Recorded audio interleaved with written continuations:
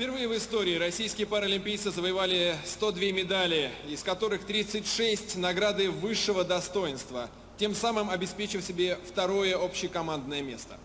К такому успеху россияне шли постепенно. В 96-м были 16-ми, 4 года спустя 14-ми, потом 11-ми, 8-ми, и вот, наконец, ворвались на пьедестал почета. Сегодня мы будем чествовать лучших из лучших. Сложно было сделать выбор и назвать этих людей. Впрочем, также сложно было назвать поименный состав нашей сборной на игры в Лондоне. Популярность инвалидного спорта в нашей стране в последнее время растет просто колоссальными темпами. И в некоторых дисциплинах конкуренция настолько высока, что на одно место в заявке на игры в Лондоне с такое же количество претендентов, как в самые престижные вузы страны. И в этом, вне всяких сомнений, заслуга руководства паралимпийского движения нашей страны.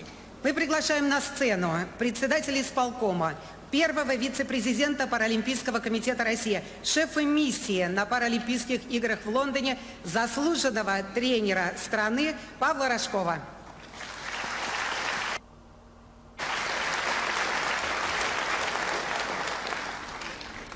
Дорогие наши герои Паралимпийских игр, чемпионы, призеры, мы рады вас видеть сегодня вновь. Вроде бы недавно прошло время, мы вас давно не видели.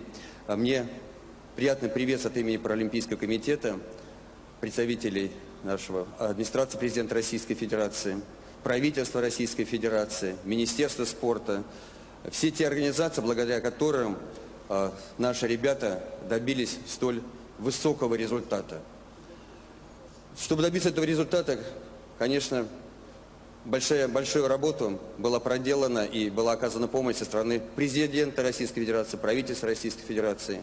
И, конечно, системной дружной работы Паралимпийского комитета России с Министерством спорта Российской Федерации, субъектов Российской Федерации, наших спортивных федераций инвалидов, инвалидных организаций, наших территорий. И мне приятно, что вот сегодня нашу номинацию все, кто причастен к данной победе, сегодня есть.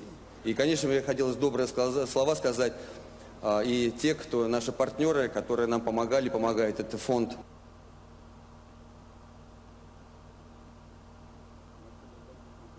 благотворительный фонд «Наследие», фонд «Параспорт», компания «Мегафон» и другие наши партнеры, которые помогали нашему Паралимпийскому комитету. И благодаря именно такой работе стало возможно, что ребята выступили очень здорово. Мне бы хотелось сейчас вам предложить открыть нашу 7-ю церемонию и почествовать наших ребят. Спасибо.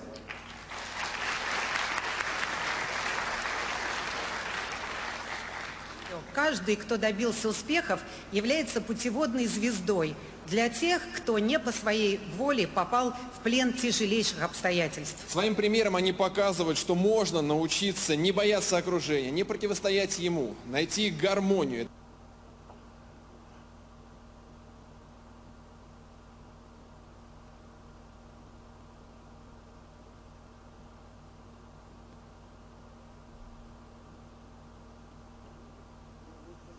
Это значит вернуться в жизнь. Спортивные победы заставляют восхищаться, но за каждым с таким успехом стоит судьба человека. И к этой судьбе не может остаться безразличным никто. Истории наших героев – яркое тому подтверждение. Дамы и господа, мы начинаем церемонию объявления лауреатов 7-й премии Паралимпийского комитета России «Возвращение в жизнь» и 4-й национальной премии имени Елены Мухиной. Торжественную церемонию награждения мы открываем номинацией «Сила воли», которую сегодня мы посвящаем 2 выдающимся спортсменам. Представляем нашего первого лауреата. В его семье физическая культура была всегда в особой части. И дед, и родители занимались спортом. Отец, бывший спецназовец, несмотря на недуг сына, спуску ему не давал. Зимняя рыбалка для закаливания, подтягивание на турнике для силы, кроссы для выносливости стали делом обыденным. Так что бойцовский характер уже был заложен. В легкую атлетику он попал случайно, 3 месяца позанимался, да и перестал. Способностей он и сам в себе не обнаружил, не видели их и тренеры. Самолюбие разыгралось лишь тогда, когда его однокурсник попал в сборную страны. Вот тут-то и были поставлены конкретные цели. Паралимпиада в Лондоне вдруг стала спортивным маяком.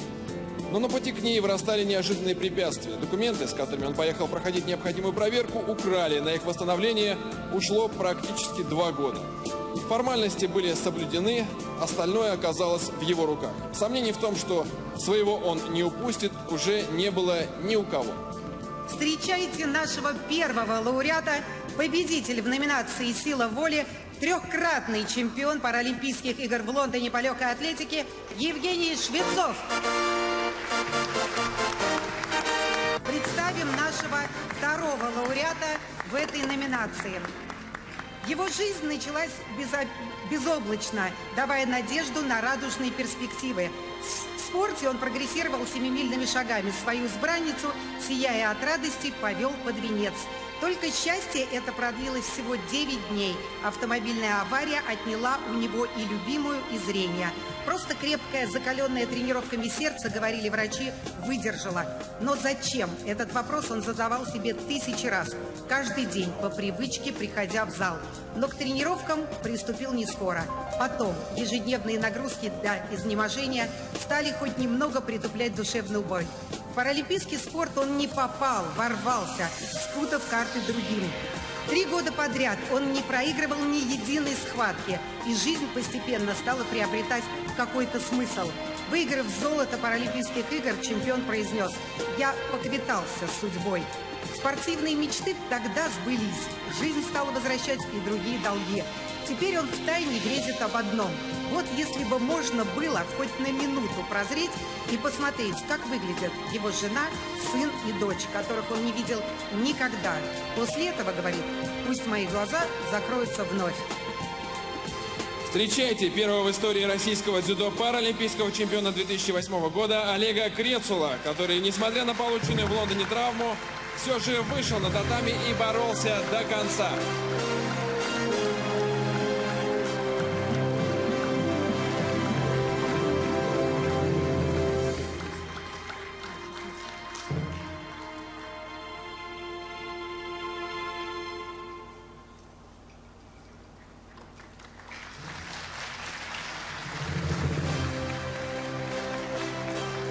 Очень трогательные ваши аплодисменты, и, быть может, наши лауреаты сейчас захотят что-то сказать.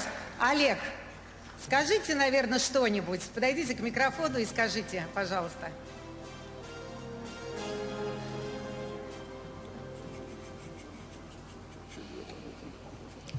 Добрый вечер. Хочу вас с наступающим Новым годом поздравить всех.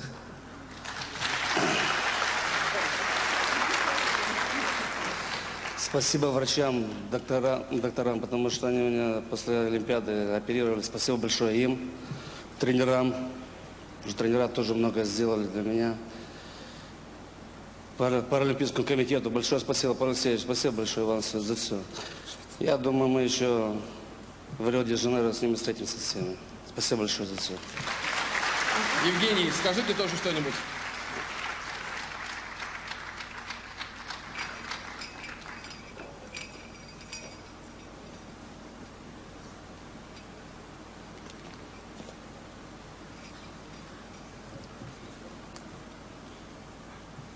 Уважаемые гости,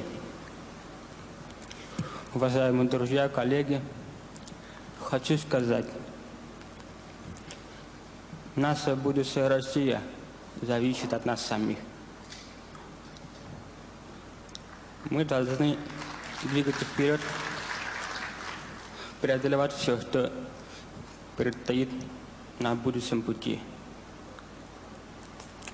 Помнить свое прошлое, что они передали нам силу, дух, волю к победе. Спасибо вам большое. Ну а мы продолжаем нашу торжественную церемонию и продолжаем ее номинации «Я люблю тебя, жизнь». Эту номинацию мы по традиции адресуем представительнице прекрасного пола.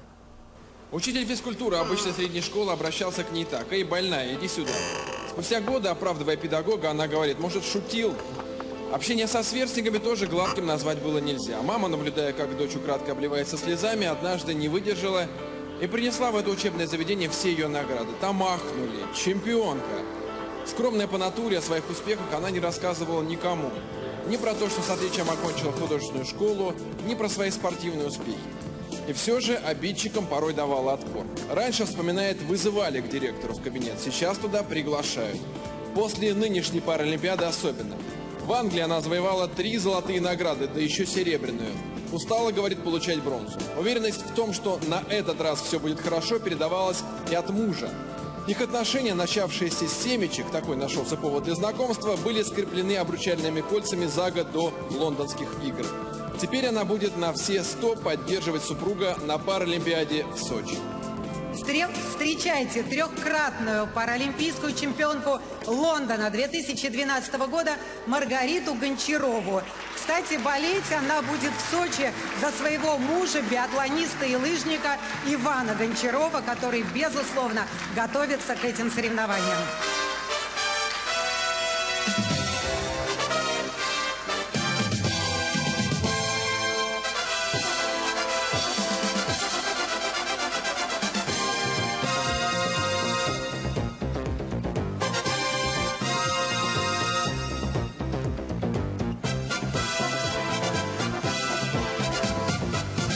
Собственно говоря, сложно получить эти все подарки. Но, господин Гуляев, может быть, вы поможете даме? Рит, Я знаю, Риточка, я знаю, что вот Ваня мне рассказывал, что ты стесняешься до сих пор выходить в магазин, боишься, что тебя не поймут. Понятно, что вся твоя жизненная история говорит о том, что было чему стесняться. Но теперь ты трехкратная паралимпийская чемпионка. Пожалуйста, скажи несколько слов. Здравствуйте. Да, я на самом деле раньше боялся там, выходить из дома, что-то говоришь, с кем-то разговаривать.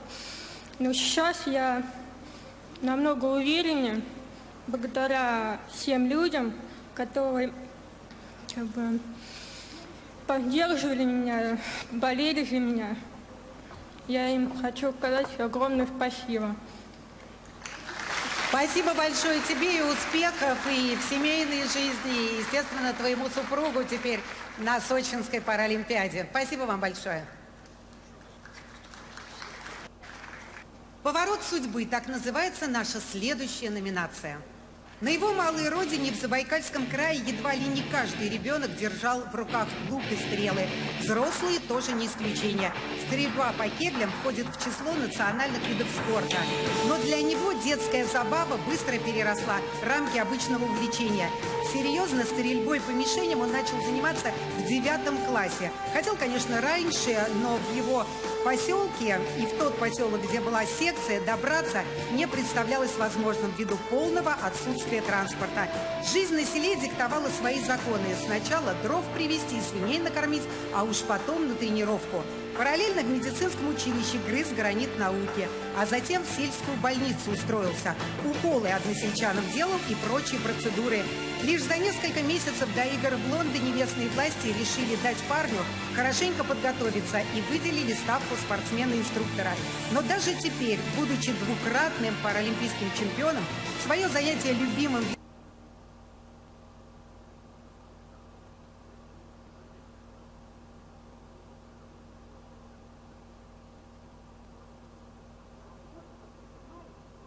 видом спорта воспринимает не как профессию, а по-прежнему как хобби. Стрельба доставляет удовольствие и на тренировке, когда приходится выпускать по 200 и даже 300 стрел, и на охоте, где, как и в спорте, необходимы и меткий глаз, и твердая рука. Ваши аплодисменты успешному фельдшеру и двукратному паралимпийскому чемпиону Лондона по стрельбе из лука Тимуру Тучинову. Встречайте.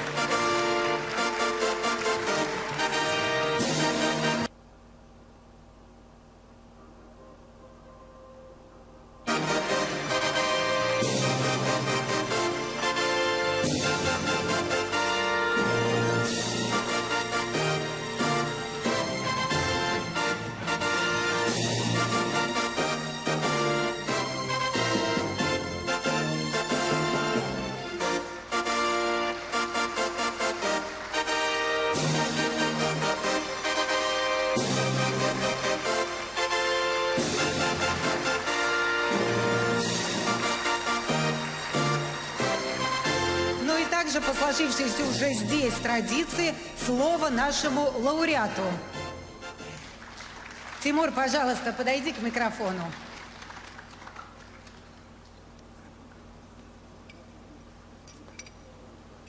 Здравствуйте, все спортсмены. Что сказать? Огромное спасибо организации, то, что так награждают наш спортсменов лауреатами премии. Ну, что сказать? Пожелаю всем спортсменам здоровья, счастья, удачи, семейного благополучия. И главное, каждый спортсмен иногда унывает, но я скажу, что такое, то, что никогда не надо унывать. И, пользуясь случаем, я поблагодарю своих тренеров, Дашнима Нарбовича и Байрты Жамсовича, и особенно главных тренеров, это Софиенко Зат Николаевич и нашего президента Федерации Владимира Николаевича Ишеева, то, что он так нас всегда поддерживал. Всем спасибо. И спасибо тебе, Тимур, за твои победы. Ну а в номинации преодоления не один лауреат, а целая команда, которая, впрочем, всегда работает как один слаженный организм. И вот наша короткая зарисовка о команде. В этой сборной был только один спортсмен, который знал наверняка, каково это выиграть главный старт в 4-летии. После той победы в Сиднее было поражение в Пекине. Оно больно ударило по самолюбию лидера команды главного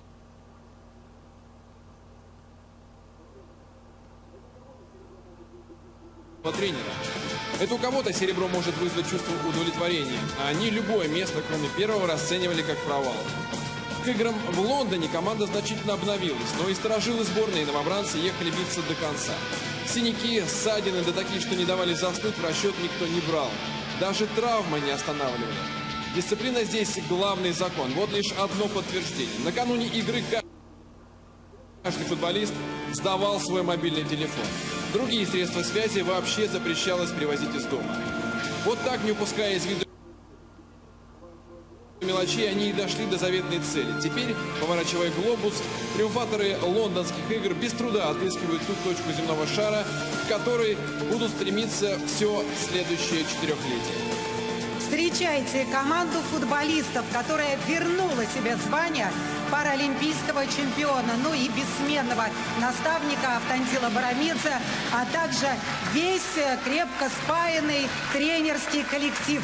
Приветствуем каждого нашего футболиста. Давайте поаплодируем. Лаша Мурванадзе, Андрей Куваев, Александр Кулигин, Иван Потехин, Александр Леков, Вячеслав Ларионов, Заурбек Пагаев, Эдуард Рамонов, Владислав Рарецкий, Асланбек Сапиев, Алексей Тумаков, Алексей Чесмин, тренер-врач команды Изольда Чкони и, конечно же, старший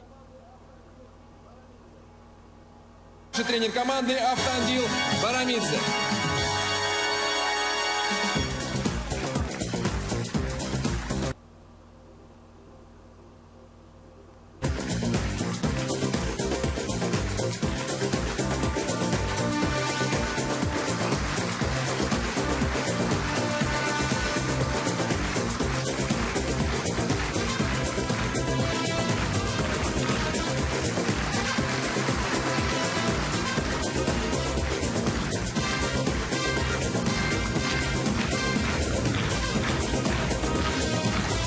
Автандил Михайлович, несмотря на то, что мы вызвали всех спортсменов и сделали это правильно, все-таки бессменный лидер команды – это вы. Автандил Михайлович, я обращаюсь к вам, поэтому, пожалуйста, подойдите к микрофону.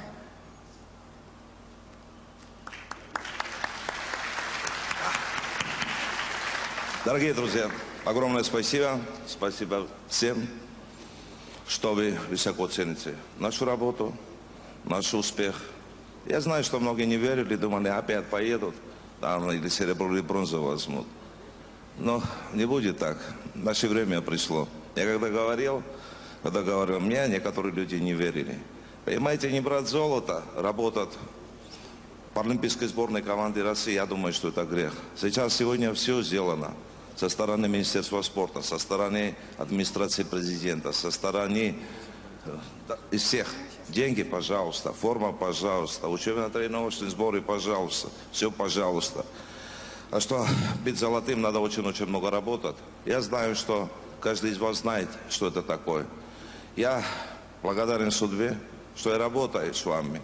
Помогите мне, пожалуйста, что еще раз я в Рио-де-Жанейро сделал все, что российский флаг сел на самом наверху. Спасибо. Автандил Михайлович, и еще одна просьба.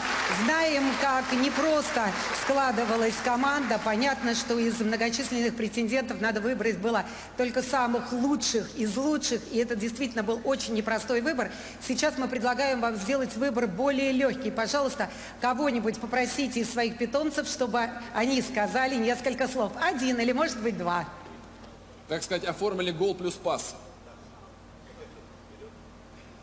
Вот так вот, вперед, сказал Автандил Михайлович. Здравствуйте, уважаемые дамы и господа, коллеги. Хочется, конечно же, высказать слова огромной благодарности, потому что эта победа невозможна была бы без организации, без врачей, без тренеров, без всех тех, кто подготовил нас, помогал, без всех тех, кто строил даже те же учебные тренировочные центры и туда оборудование, медицинское и все остальное там поставлял. Поэтому всем огромное спасибо. И мы рады, что не подвели и заняли первое место, и оправдали все ожидания, надежды и болельщиков, и родных, и близких.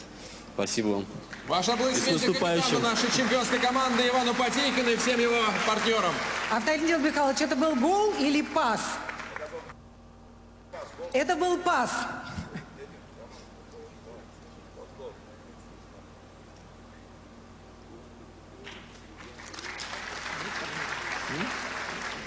Здравствуйте все, друзья, коллеги. Спасибо большое всем за поддержку, за то, что вы всегда поддерживали нас на протяжении всех лет. И мы надеемся, что в дальнейшем мы также будем радовать вас нашими победами. Спасибо большое. Спасибо вам. Краткость, сестра таланта. Ну, значит, как говорится, в бою скажу. Спасибо вам большое, спасибо огромное. Занимайте свои места. Мы будем продолжать нашу церемонию награждения.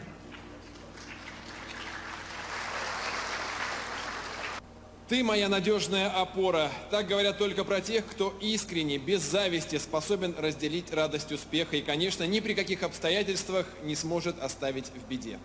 Кто не будет давать бесполезных советов, а просто протянет руку помощи. Безвозмездно и бескорыстно. Верных друзей много не бывает, но у кого их больше, тот истинно богат. Представляем победителя в номинации «Точка опоры». В жизни каждого человека, считает он, есть 3 богоугодных цели – служить Господу, Отечеству и своей семье. Впрочем, понятие «семья» у него вмещается все – и родные, и ученики. Если наставник, уверяет он, не стал подопечному соратником и другом, ничего не получится. А для того, чтобы спортсмен доверял, нужно дышать с ним одним воздухом. С паралимпийским спортом он познакомился вынужденно. Хотел помочь своему ученику, который стал инвалидом. Да так и остался там. С того момента прошло уже 15 лет. Под его руководством в одном только Лондоне сборная России завоевала 9 золотых, 7 серебряных и 7 бронзовых наград.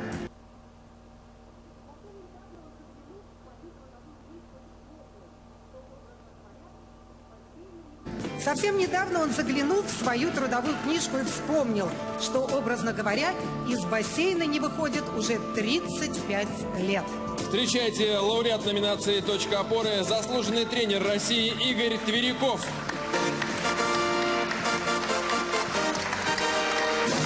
Игорь Львович, давайте не за подарками, а сразу к микрофону. Уважаемые друзья, небезразличные люди к этому движению. Я всегда говорю, когда человеку не безразлично, он будет делать свою работу добросовестно. Вот эта номинация «Возвращение к жизни. Точка опоры». У меня ведь тоже есть эти точки опоры. Я бы не состоялся, если бы этих точек опоры тоже не было. Вот, например, возьмем точка опоры Оксана Савченко. Ее характер, ее слезы, вы видели, как она боролась, особенно на дистанции 400 метров, когда она кричала в воде. Там я это все чувствовал, все пропускал через себя. Ее мама, которая, переезжая в другое государство, в мои добрые лапы отдала несовершеннолетнюю 16-летнюю девчонку, доверила. Она тоже точка опоры. Это доверие, которое позволило развивать этот талант. Точка опоры – это те люди, которые сегодня, будем говорить, не награждаются этими номинациями. Это Паралимпийский комитет, который выполняет свою работу. Павел Алексеевич, большое спасибо вам, то, что вы создали хорошую команду, которая может работать. Александр Яковлевич, вам большое спасибо, что вы умеете подбирать кадры. И уникальный человек Лидия Павловна Абрамова работает с нами, и благодаря ей очень много делается в нашем движении. Это Федерация спорта слепых, детище Всероссийского общества слепых. Это Министерство спорта, это те люди, которые тоже сегодня здесь не стояли. Это Центр подготовки, Владимир Васильевич Богачев, вам большое спасибо. Вашей команде, Яровым, это люди, которые тоже выполняют большую работу. И я, наверное, не всех назвал, извините. Это все те люди, которые обеспечивали вот эту подготовку. Вот это и есть те точки опоры, на которых мы стоим. А самая главная точка опоры – это наше государство, которому мы все должны служить. И я правильно здесь сказали, человек выполняет 3 богоугодных дела в этой жизни. Это служение Богу, служение Отечеству и служение семье. Если эти благородные цели есть, тогда и есть и победы. Спасибо за внимание. Игорь Тверяков, победитель в номинации «Точка опоры».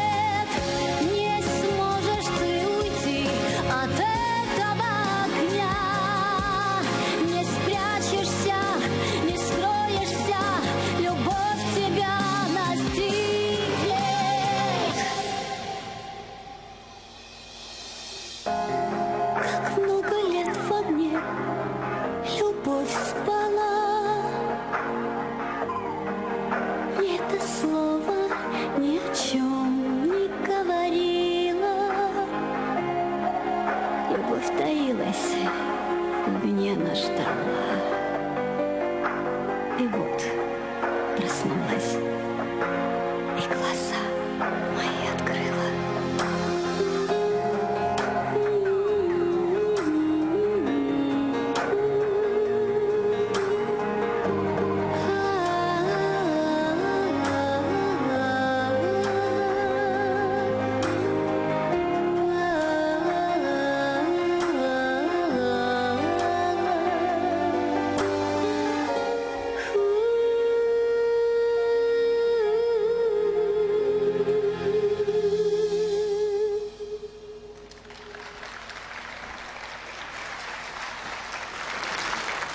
Церемония награждения лучших спортсменов-паралимпийцев переходит экватор. И мы приступаем к нашей следующей номинации «Личным примером». Таково ее название. Немного штрихов к портрету лауреата. В бассейн, по выражению ее нынешнего наставника, она вошла эдаким пузырьком, который невозможно было обойти, имея в виду крепкое телосложение девушки. Характер оказался тоже не слабым. Он-то воспитывался с детских лет, в бесконечном противостоянии то с собой, то с общественным мнением. И вот ведь парадокс. Сначала она тщательно вуалировала свой недуг, закрывая длинной челкой совершенно невидящий глаз. Потом оказалось, что этот ее физический недостаток и хорошим зрением не разглядишь. И инвалидность приходилось Фомам неверующим доказывать. На Камчатке, где она родилась, культивировались зимние виды спорта, потому учитель физкультуры, не разделяя ее увлечение плаванием, не раз выставлял неуд. Но она учитывала только мнение свое и, конечно, мамино. То, что эта настойчивость оправдана, стало предельно ясно 4 года назад, когда на Паралимпиаде в ее честь государственный гимн играл трижды. По количеству наград, завоеванных в Лондоне, она стала абсолютным лидером российской сборной. 5 золотых и 1 серебряная медаль вызывали у окружающих только восхищение. А она, надев все эти драгоценности на себя, не переставала удивляться. И зачем это англичане сделали самые тяжелые награды за всю историю летних игр? Ваши аплодисменты 8-кратной паралимпийской чемпионке Оксане Савченко, которая к 3 золотым наградам Пекина добавила еще 5 наград высшего достоинства в Лондоне. Кстати, воспитанница Игоря Тверякова, поэтому Оксана сразу к микрофону. Я уже сразу сюда. Сегодня очень много слов благодарности было сказано в этом зале, но я, конечно же, хочу дополнить. Огромное спасибо вам, моему самому любимому тренеру, моему наставнику и тому человеку, без которого просто меня бы не существовало как такого спортсмена. Спасибо вам большое, Игорь Львович. Спасибо, Павел Алексеевич, что вы поддерживали нас в Лондоне, поддерживали нас в Пекине. Лидия Павловна, без вашей поддержки также не было бы этих побед. Спасибо Паралимпийскому комитету. И не могу не выделить нашу республику, Республику Башкортостан, в которой сегодня уделяется большое внимание именно паралимпийскому спорту. И Евгений Иванович Емельянов, который помогает нам, выделяет нам республиканские деньги на сборы. Его, к сожалению, сегодня здесь нету. Я хочу его поблагодарить. И, конечно же, ректора моего института Раиля Мирваевича Асадуллина. Без него бы у нас не было просто бассейна. Спасибо всем огромное. Поздравляю всех сегодня лауреатов, победителей. Россия вперед! Я думаю, что мы победим в Сочи. Ну а пока Оксана получает подарки, хочу сказать, что подруги говорят о ней так. Если она поставит какую-то цель, то точно добьется. И не обязательно спортивную. Так что вот такая упорная спортсменка. Еще раз ваши аплодисменты 8-кратной паралимпийской чемпионке, которая в Лондоне стала абсолютным лидером нашей сборной по этому показателю. 5 золотых наград. Высшие пробы.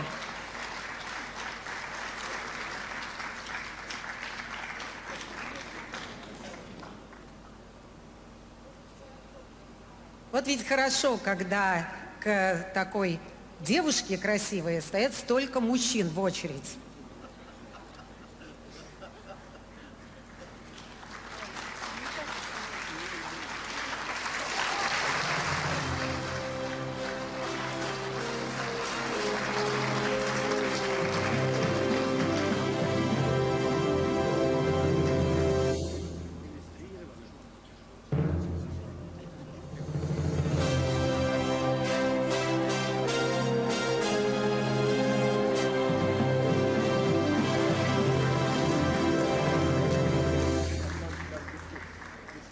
Ну и мы, конечно же, ждем появления Оксаны в бассейне в Рио-де-Жанейро. Хотя сама Оксана говорит, что столько дистанции она уже не будет плыть, но тем не менее, я думаю, что способна пополнить свою богатую коллекцию очередными золотыми наградами уже, которые привезет из Бразилии. Спасибо большое.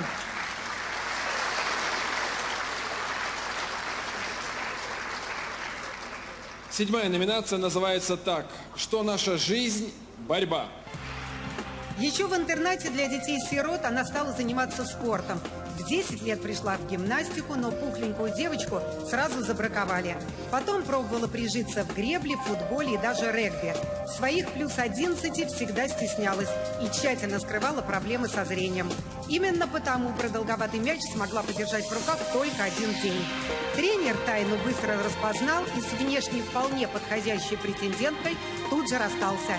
Не сложилось и с королевой спорта, хотя легкая атлетика манила ее всю жизнь. Потеряв всякую надежду на спортивные достижения, она с успехом закончила медицинское училище и пошла по этой стезе, проработав 13 лет в поликлинике. С дзюдо до этого она тоже успела познакомиться, да бросила. Завидное упорство проявил наставник, вернув ее на борцовский ковер в 31 год. Но только 8 лет спустя удача оценила тот, казалось бы, авантюрный поступок. Едва она получила долгожданную паралимпийскую медаль, как ее ждал еще один подарок. С успешным выступлением спортсменку поздравил сам президент страны. Теперь, говорит избранница судьбы, она точно знает: в 39 жизнь только начинается. Встречайте Татьяну Савастьянову, серебряного призера Паралимпийских игр Лондона по дзюдо.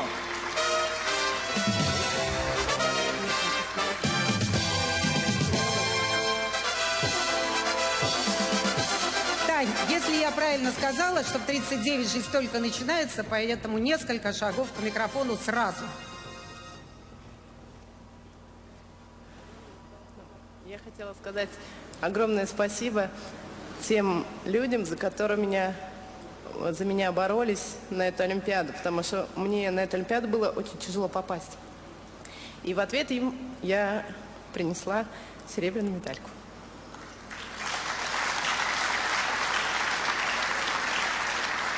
Спасибо большое. Кстати сказать, Татьяна говорила о том, вот я упомянула ее возраст, и считаю, что для спортсмена это здорово, когда мы говорим, что серебряный призер игр, главных игр четырехлетия, вот в таком возрасте приехал завоевывать эти награды. Ну, а сама спортсменка говорила, что очень было неловко, когда в Лондоне несколько раз говорили ее год рождения. Ну зачем? Я, говорит, выгляжу уже моложе. Моложе выглядит, правильно, если да, ваши аплодисменты.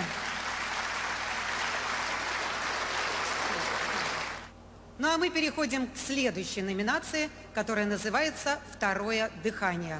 Она подавала большие надежды в шашках, и умение просчитывать на много шагов вперед помогло стать чемпионом страны среди спортсменов-инвалидов.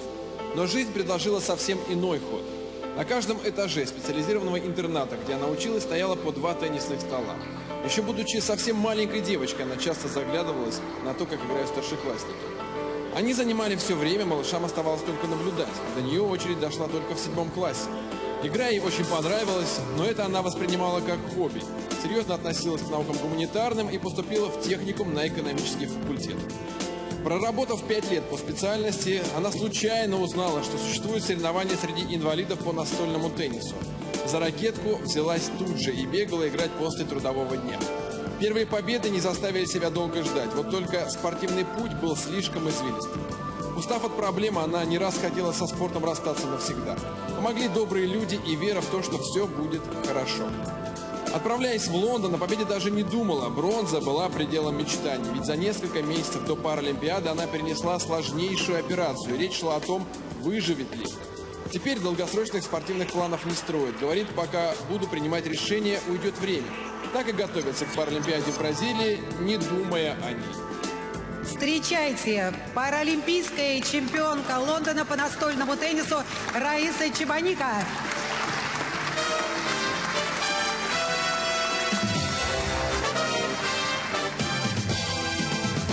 Рая, давайте сразу к микрофону. Приветствую вас всех, дорогие друзья и гости. К этой медали я шла целых всех 15 лет. И никто уже не верил, что вот на этой Олимпиаде я даже в призерах буду после такой сложной операции. Но Господь творит чудеса, и я надеялась только на Бога. Я хотела выразить благодарность Центру паралимпийского спорта в Московской области, Центру реабилитации города Зеленограда, где я прохожу реабилитацию, всех врачей поблагодарить за то, что они вылечили меня. И, конечно, моему личному тренеру огромное спасибо. Спасибо большое. Спасибо, Раиса. Получаете свои заслуженные призы и, конечно же, не забывайте, что Рио-де-Жанейро не за горами.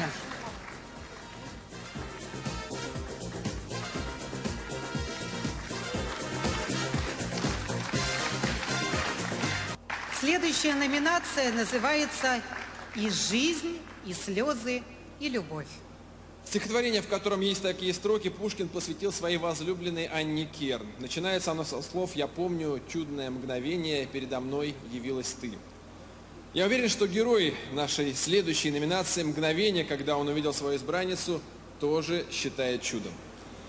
Он метатель, она бегунья. Они познакомились на соревнованиях в 2008 году. Сначала просто общались, потом дружили. Просто. Она была старше его, и потому он всегда казался ей маленьким. 3 года потребовалось ему, чтобы доказать своей избраннице, что не ребенок он, а настоящий мужчина. Она заботливо готовила ему его излюбленную пищу – макароны с сахаром. Он порой тоже удивлял ее кулинарными изысками, как мог. Сердце своей даме кавалер отдал давно, ну а руку сразу после Лондонской паралимпиады. Он ценит в ней доброту и незаносчивость. Другая бы, говорит, и от одной золотой награды нос подняла, а она могла бы это сделать трижды. Но скромность не позволяет, а еще принципы, которые их тоже объединяют. Уважение от титулов не зависит, уверяют они. Однако и в спортивном плане он намерен жену, ну хотя бы догнать, а она будет его всячески поддерживать, ведь целеустремленный он. Приветствуем трехкратная чемпионка Паралимпиады 2012 года по легкой атлетике Елена Иванова и ее надежный спутник, муж Владимир Свиридов, бронзовый призер Лондонских игр.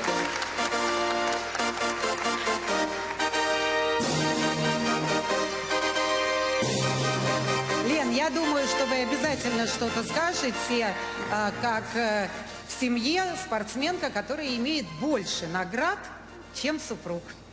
Пока. Добрый день всем, дамы и господа.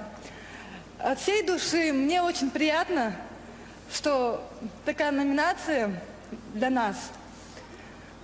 Хочу поблагодарить всех за тех, кто за нас болел, нам помогал. Паралимпийский комитет также. Всем счастья, здоровья, любви. Спасибо. Лен, расскажите о планах-то своих дальнейших.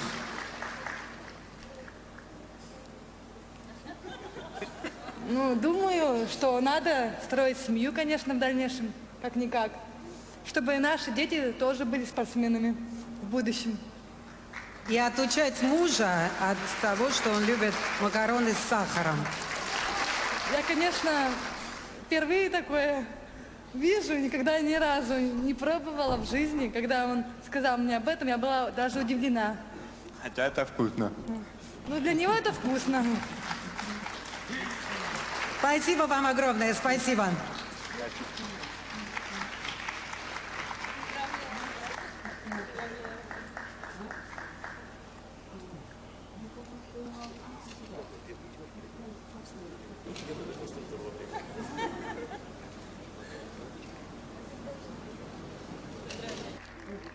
Мне безумно приятно сегодня быть здесь вместе с вами.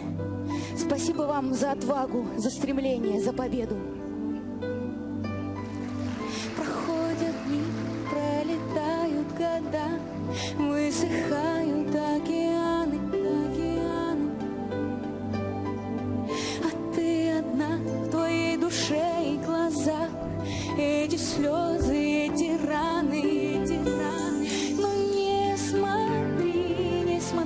по сторонам. Оставайся такой, как есть, оставайся сама собой. Целый мир освещает твои глаза, если в сердце живет любовь.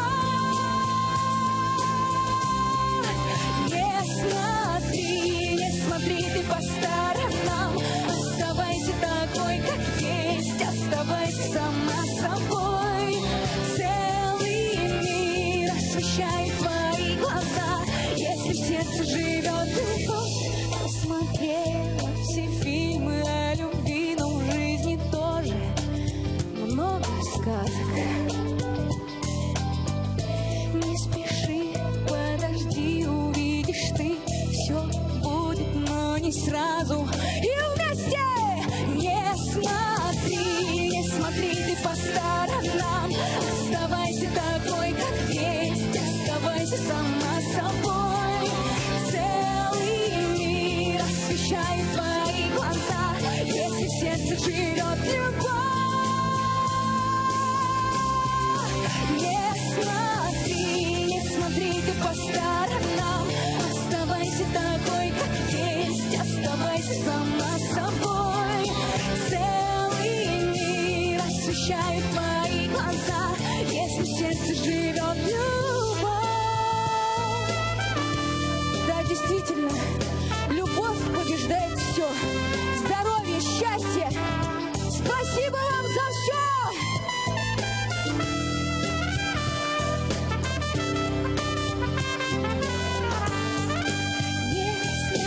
Не смотри ты по сторонам.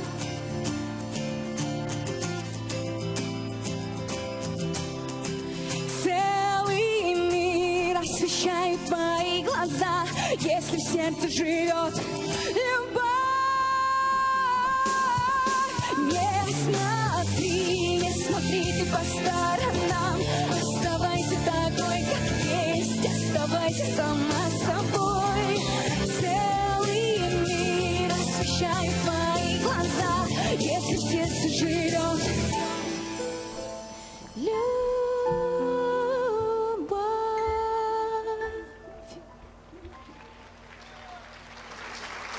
Спасибо.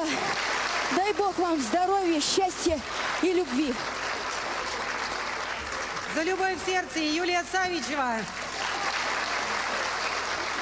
Церемония награждения лучших паралимпийцев России называется «Возвращение в жизнь». Такой будет и наша завершающая номинация. Возвращение в жизнь. В это словосочетание лауреат нашей номинации вкладывает вполне конкретный смысл. Всю свою жизнь. Отдавая воинский долг Родине в горячей точке, он лишился обеих ног. Ему было 22. В госпитале случайно познакомился с участниками Паралимпийских игр в Пекине, которые сказали ему: «Давай к нам, у тебя получится». То, что у него получится, ни на миг не сомневался его нынешний наставник, увидев упертого парня в первый раз. Озлобленность на мир переросла в хорошую спортивную злость. Спустя 2 года занятий греблей он становится лидером российской сборной. Еще через год врывается на пьедестал почета чемпионата мира. В 2012-м на своей первой Паралимпиаде завоевывает бронзу. Заботливый отец и любящий муж. Он сейчас уже видит другие спортивные горизонты и готовится к Рио-де-Жанейро. Его жизненное кредо: «Если не я, то кто же?»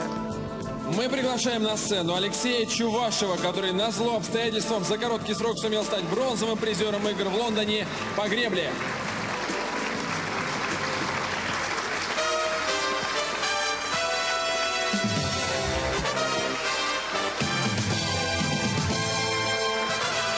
Алексей, для вас это первая номинация, и, может быть, вы поделитесь своими первыми впечатлениями. Пожалуйста, к микрофону. Добрый вечер, дамы и господа. Время летит быстро, с такой скоростью, что мы даже не замечаем этого. Вот. На самом деле мы вчера были призерами, чемпионами Паралимпийских игр. Сейчас новый момент, новое время, и оно также летит, и мы его даже не замечаем. Вот. Хотелось бы выразить огромную благодарность всем тем людям, кто поддержали в трудные минуты, вот, не дали сломаться. Вот. Поддержка была и в спорте, и в жизни. Вот. Желаю всем удачи, успехов, дальнейших трудов. Спасибо. Спасибо большое, Алексей, и вам тоже, безусловно, победы, следующие цели в Рио-де-Жанейро.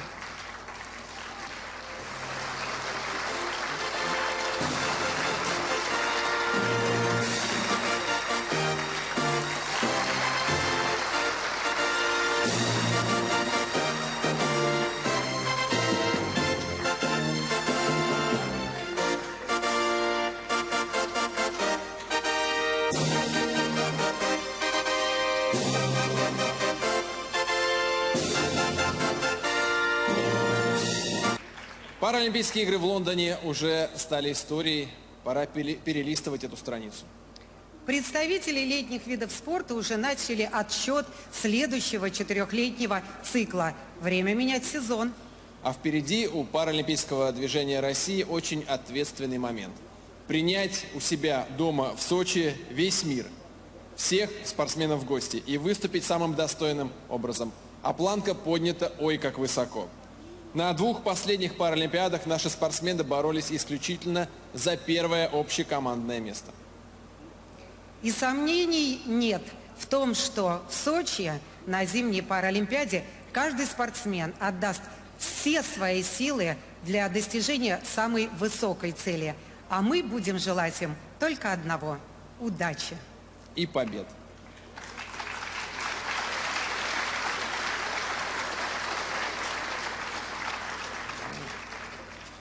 Мы приглашаем на сцену директора Департамента развития физической культуры и массового спорта Министерства спорта России Марину Томилову.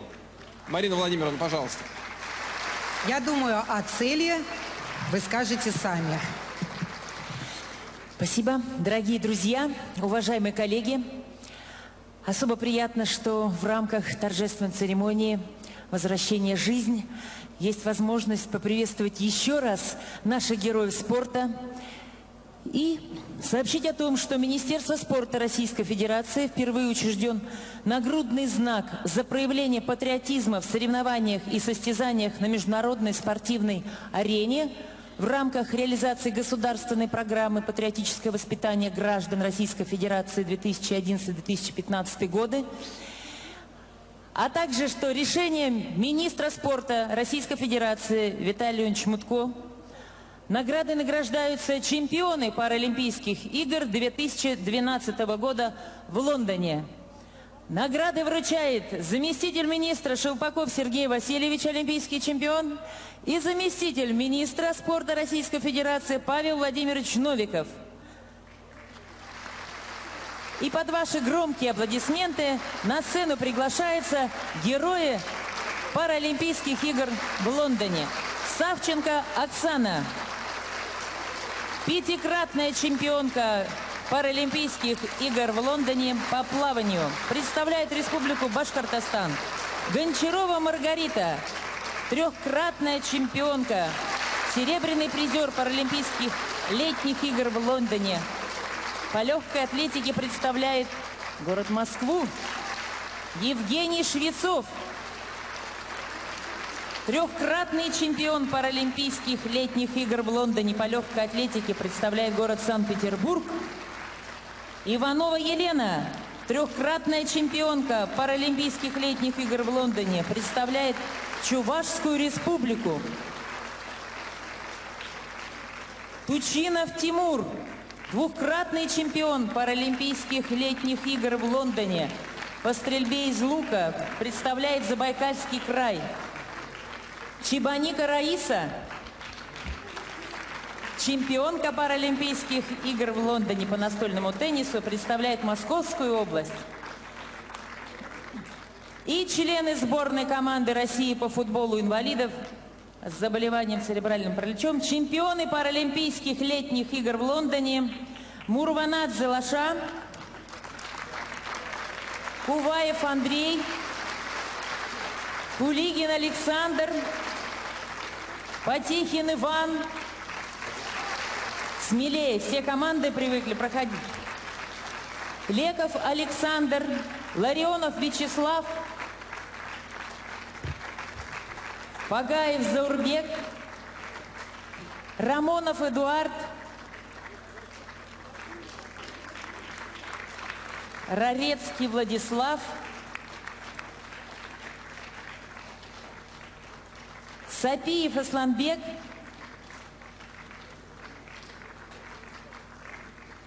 и Чесмин Алексей.